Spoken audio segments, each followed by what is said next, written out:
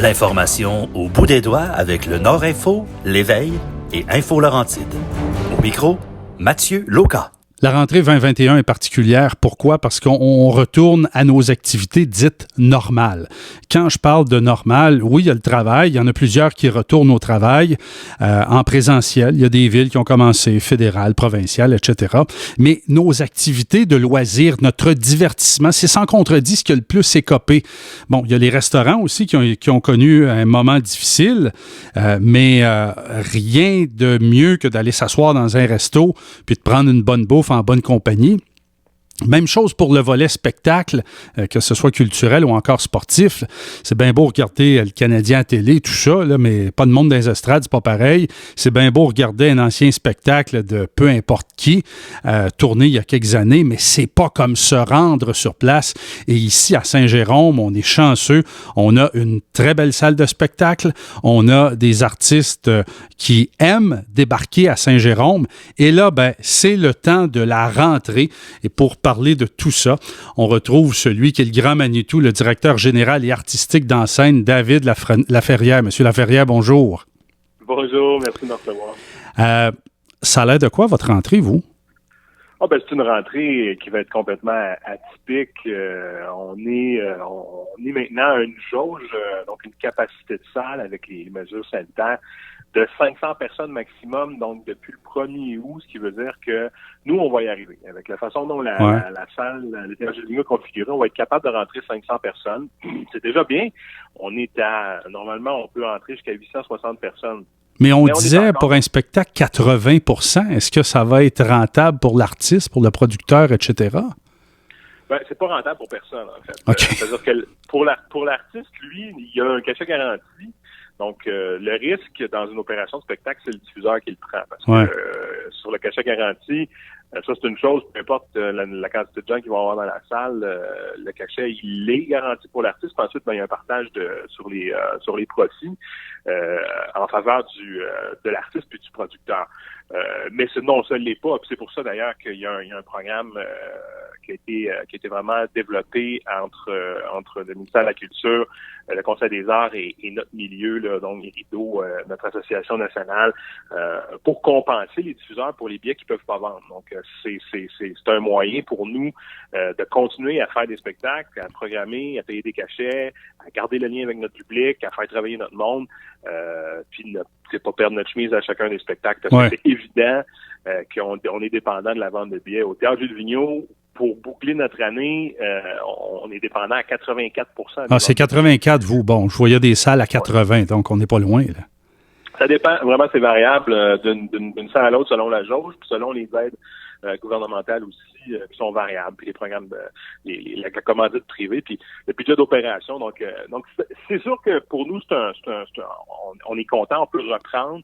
On a fait le choix d'annoncer pour le moment septembre-octobre. Oui, je vous comprends. À un moment donné, on va annoncer novembre-décembre. Tu sais, là, on est vraiment en plein cœur de du déploiement puis de la réflexion autour du passeport vaccinal, là, ce qui va toucher les salles de spectacle, on ne le sait pas encore. À l'heure où on se parle, là, c'est encore bien flou parce que quand même, ils disent, grande capacité, est-ce que ça va toucher l'ensemble des salles de spectacle et tout ça? Et est-ce que le fait d'imposer le passeport vaccinal va faire qu'on va soudainement pouvoir recevoir tous les gens qu'on est capable de recevoir dans le moment? On va-tu passer de 500 à nos pleines jauges? Ça se peut aussi. Donc, on attend, on avance un petit peu. Là, on vient d'annoncer peut-être une trentaine de spectacles. On a hâte de recommencer. On a hâte de reprendre une certaine vie normale parce que ça n'a pas beaucoup de sens. Ça n'a pas beaucoup de sens ce qui se passe avec nous depuis plus qu'un an et demi. On a fait des shows. On a fait des événements, là, comme présentement, on a une série de 31 spectacles en nous. Là, oui, tout à fait. De femmes et tout ça. On est actifs, on lâche pas. Le théâtre a été super occupé par des résidences, par des captations, par un paquet de projets, mais notre public vient pas. On n'est pas capable de les recevoir avec des vrais spectacles. En tout cas, on a recommencé en avril tranquillement, là, mais c'est encore assez marginal. Puis je suis obligé de vous dire, puis je comprends les gens, là, c'est encore modeste les ventes de billets. Les gens ils reviennent pas en masse pour le moment. Et pourtant, ils se sont ennuyés. Je veux dire, normalement, quand, je sais pas, moi, disons Patrice Michaud débarque en ville, là, ça prend pas 6 mois à remplir la salle, là. Ben, dans la vraie vie normale, vous avez bien raison. Là, quand ça fait 1 an et demi que les gens se font dire, restez chez vous, sortez pas, mettez-vous pas à risque. Puis il y a la question de l'expérience. C'est sûr que maintenant, là, depuis un certain nombre de semaines, on peut voir les spectacles sans être masqué, mais dans les premières semaines où on a réouvert, il fallait être masqué en tout temps. Ça casse un peu le fun, c'est sûr. Puis il y a la question de, tu sais, on est dans une grande salle, il y a pas beaucoup de monde. Pendant un bout de temps, on pouvait pas prendre un verre dans la salle parce qu'on pouvait pas ouvrir nos bars. Il y a des gens qui attendent que ça se tasse. Puis les irréductibles, ceux pour qui ça manque, bien évidemment, sont là, sont présents. Puis on en a du monde qui était content de revenir. Puis de tous les âges, hein, c'est bien impressionnant de voir que c'est pas les gens d'un certain âge qui ont plus peur que d'autres.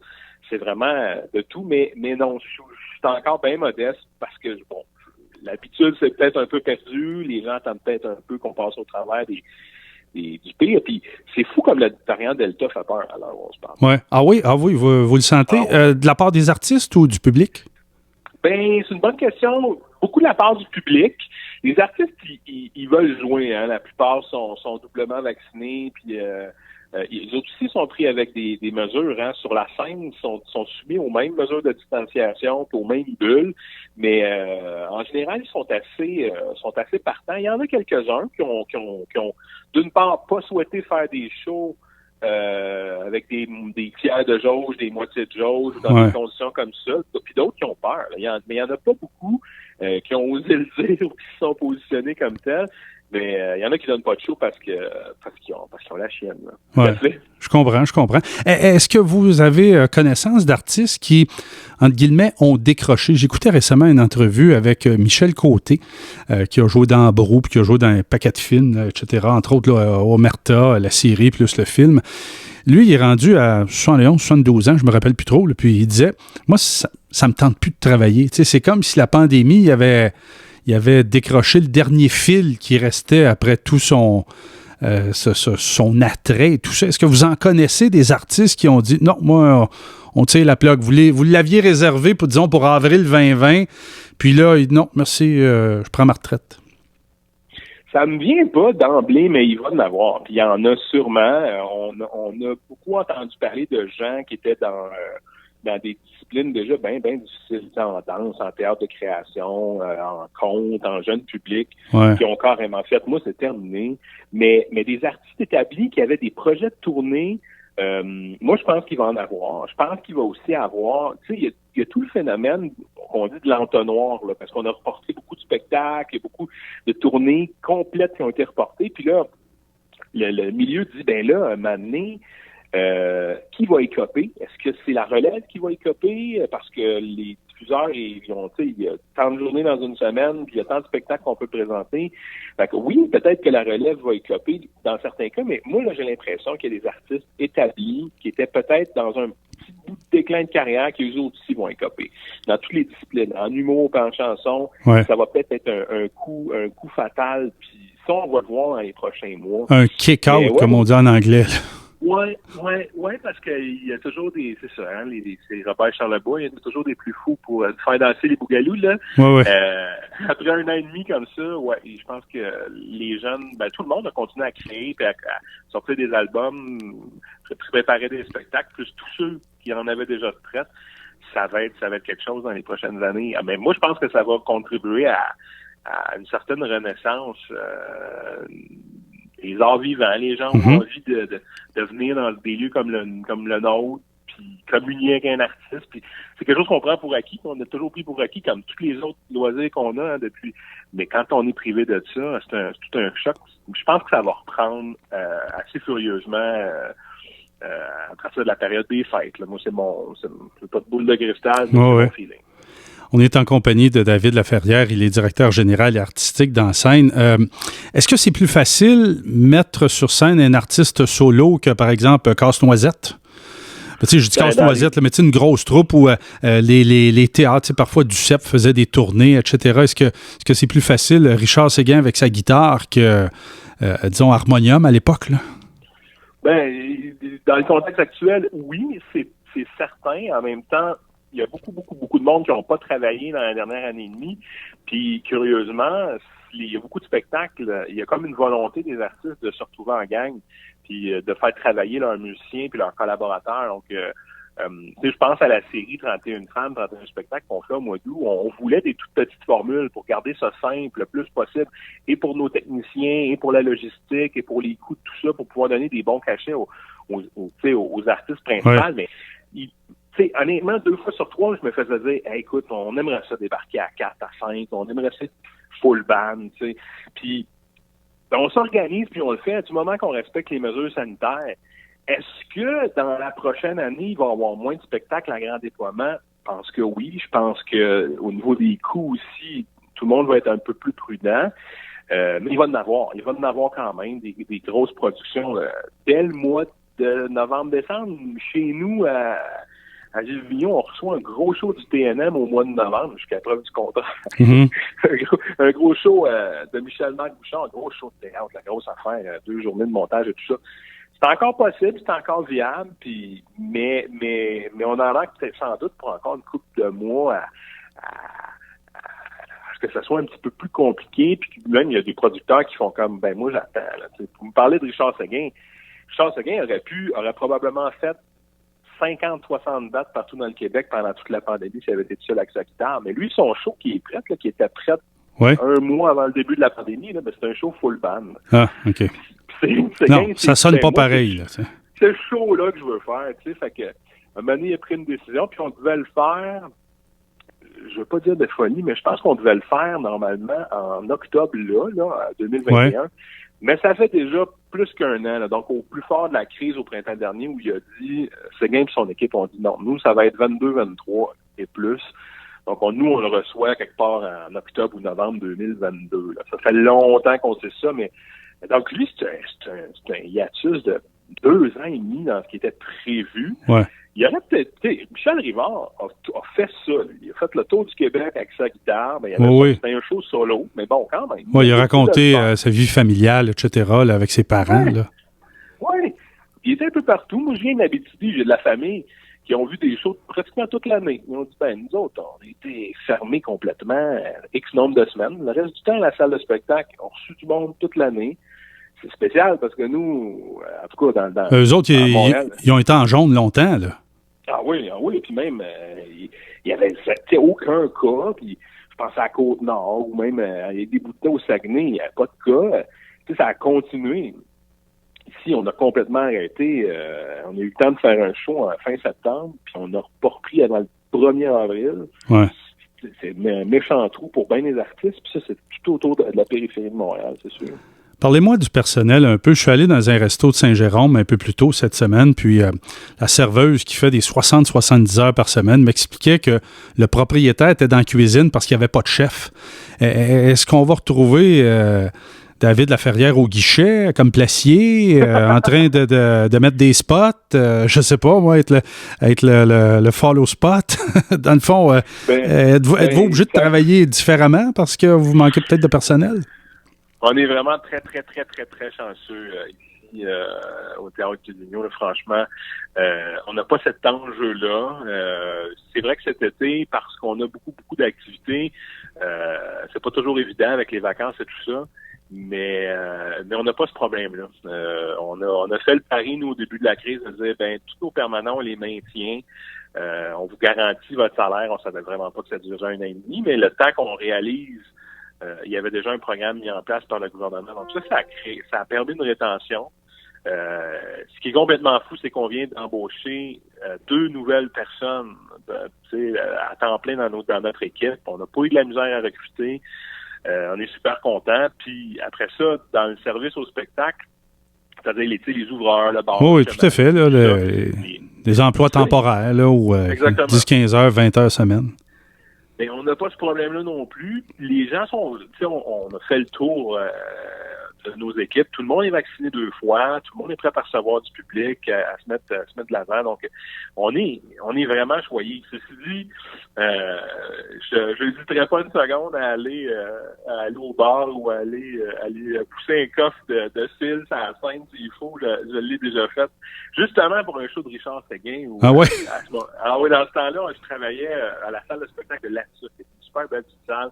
Puis là, des problèmes de rétention d'employés, c'était tough au niveau des techniciens et tout ça. Puis c'était un gros montage, Richard Séguin. Puis mon directeur technique à l'époque, il disait « Je sais pas ce que je vais faire, David. Je pense que je vais être obligé d'embaucher à toi. » Il te manque quoi? Il manque un gars qui pousse les coffres. Puis moi, je vais y aller.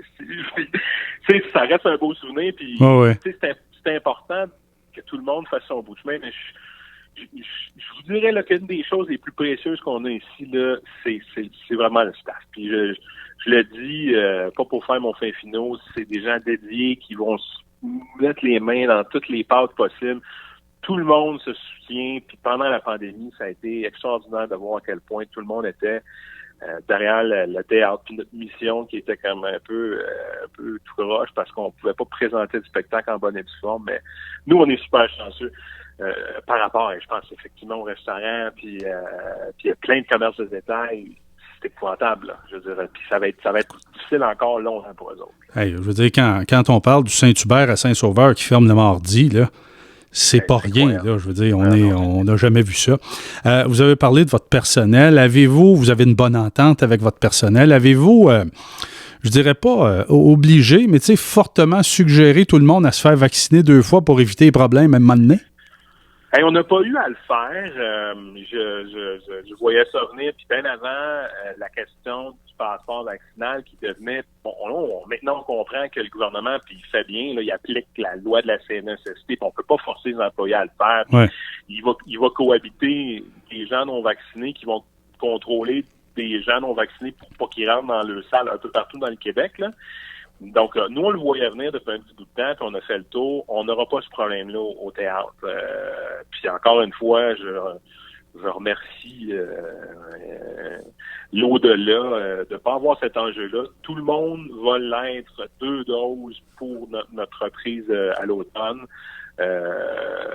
Parce que c'est tout un casse-tête. Puis on veut pas non plus, on veut respecter évidemment la position de chacun, puis sauf qu'on est dans du service au public, puis on avait déjà réfléchi à si on a quelqu'un qui veut se préciser, on veut pas qu'il y ait de la pression des employés, tout ça, comme on deal avec ça, mais on n'a pas eu à aller bien loin dans ça parce que vraiment tout le monde va l'être. Donc c'est une bien bonne nouvelle. Puis tu sais, si ça peut rassurer les gens aussi, et le passeport vaccinal et cette question-là de l'ensemble de nos employés qui vont être doublement vaccinés, ben, c'est tant mieux parce que tous les moyens vont être bons pour dire aux gens, ben venez, c'est sécuritaire, puis on va sans doute même s'afficher comme tel. On va dire, toute l'équipe ici est doublement vaccinée. Vous n'avez pas à vous inquiéter pour la suite des choses. Ce qui est bien, c'est que le théâtre est neuf, la ventilation est impeccable. Oui. On n'a pas d'enjeu là non plus. On n'est pas comme dans la salle André Prévost à Polyvalente Saint-Jérôme, hein, où est-ce que Lise Dion voulait plus mettre les pieds là parce qu'on suffoquait au mois d'avril. Oui, effectivement. Si on allait à diffuser dans cette salle-là qui était bien chouette quand même. Hein, qui a rendu de grands services. Je veux dire, moi, j'ai été à un rassemblement de John Turner en 88. Là, c'était pacté. Harmonium était là. Il y avait beaucoup plus que 900 personnes là-dedans. Tu sais, c'était... Et non, ça a été une époque, disons-le. Qu'est-ce qui va rester, selon vous, de la pandémie, outre des mauvais souvenirs personnels, financiers, etc., mais est-ce que l'idée de captation va avoir évolué plus vite que prévu? Est-ce qu'il va avoir, ou c'est peut-être le cas, là, je n'ai peut-être manqué une, mais disons un volet spectacle Richard Séguin pour le reprendre en salle, puis tu es à la maison, ben, tu payes X $ puis tu le regardes en même temps. Qu'est-ce qui va rester de la pandémie? Il va rester, ça c'est sûr, il va rester une accélération du contenu québécois de qualité disponible en ligne. Il y avait déjà des réflexions dans notre milieu sur des spectacles qui n'ont pas la possibilité, la capacité de tourner ailleurs que dans une salle de 1000 sièges et plus. Donc ça va accélérer sans doute la production puis le financement de certaines opérations comme ça. Puis dans d'autres cas, effectivement, puis déjà on le voit, les théâtres à saison à Montréal l'offre déjà. Parce qu'il y a eu des sous pour ça, puis il y a eu une accélération de dire, ben voici, nous, on présente le show 21 soirs, puis à la fin de la run, ben on peut aussi vendre la captation de qualité, et puis on peut écouter ça dans le confort de son foyer. Puis nous, dans nos salles pluridisciplinaires partout dans le Québec, on a aussi cette réflexion-là à faire. Il y a des salles qui sont plus agressives que d'autres dans cette formule-là. Je pense à nos collègues de Saint-Jean-sur-Richelieu qui ont présenté des captations toute l'année. Nous, on l'a fait 2 ou 3 fois à Gilles Vigneault. On n'est pas équipés, mais par contre, nous, on a réfléchi à la suite, puis on va s'organiser pour être équipés aussi, puis former notre monde pour avoir aussi cette possibilité-là. Mm-hmm. Moi, ce qui va me rester, je pense pour l'ensemble de l'équipe, c'est quand même l'opportunité d'arrêter un peu la roue, la grosse machine à saucisses qui présente des shows sans arrêt. Cette pause-là nous a vraiment permis de se regarder le nombril et de dire, bon, mais qu'est-ce qu'on fait bien? Qu'est-ce qu'on fait pas bien? Comment on peut mieux faire notre travail? Qu'est-ce qu'on peut améliorer?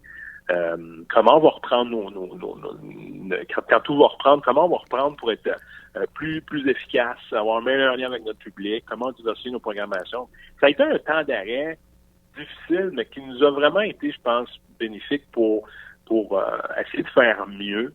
Moi, je vais en voir, écoute, je le dis, puis peut-être que je suis complètement fou de penser ça, mais j'ai l'impression que c'est comme une période on va...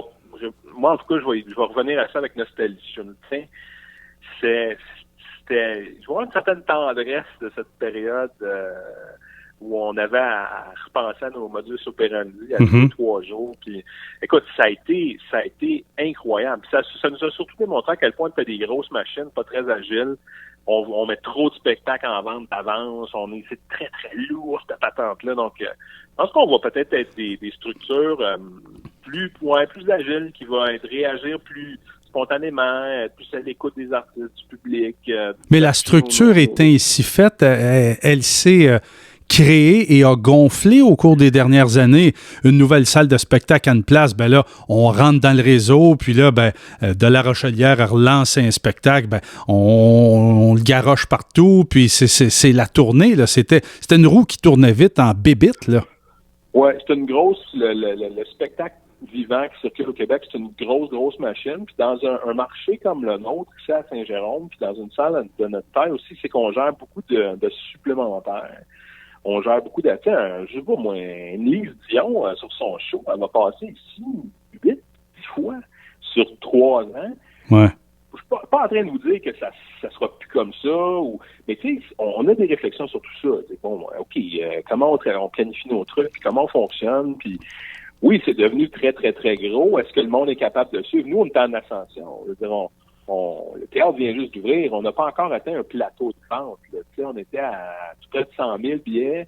On pouvait encore espérer monter. Là, c'est comme si on effaçait l'ardoise de tout le monde. Là. Il va falloir partir à zéro. Puis comment on va bâtir ce public-là? Ils vont-tu revenir? La question des abonnements, ça va-tu perdurer? Les gens vont-tu se commettre? Moi, j'achète des billets pour 1 an avec ce qui va nous arriver. Puis le trouble que ça a donné au monde, je sais pas, ça va être intéressant. En terminant, on regarde l'aspect démographique de Saint-Jérôme. On était 73-74 000 il y a 4 ans à peine. On est rendu à 80. On se dirige vers 82-83 l'an prochain, puis 100 000 dans 10 ans. Les gens vont de moins en moins au centre-ville de Montréal. De toute façon, pandémie ou pas, tu t'en vas à Montréal, je veux dire, il faut quasiment que tu te refasses la barbe tellement que ça a pris du temps à rentrer là, tu sais, avec toute la circulation et tout le problème. Est-ce que auparavant, on partait de Saint-Jérôme, on allait au Théâtre Saint-Denis, on allait à la salle Wilfrid Pelletier. Est-ce que vous avez l'impression que des salles comme ici, Saint-Jean, le 10-30, etc., là, vont avoir je dirais pas un A+, mais une plus-value en raison pas de l'exode, mais du fait que les gens veulent peut-être moins aller à Montréal?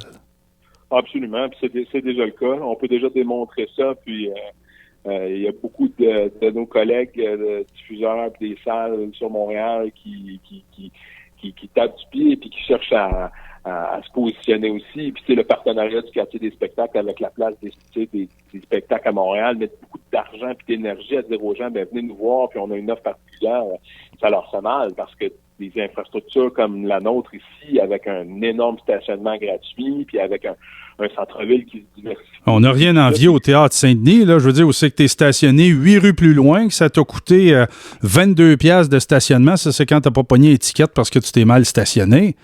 C'est enviable de venir ici, là. Absolument. Puis, au niveau technique, on a absolument rien non plus à envier au Théâtre Saint-Denis.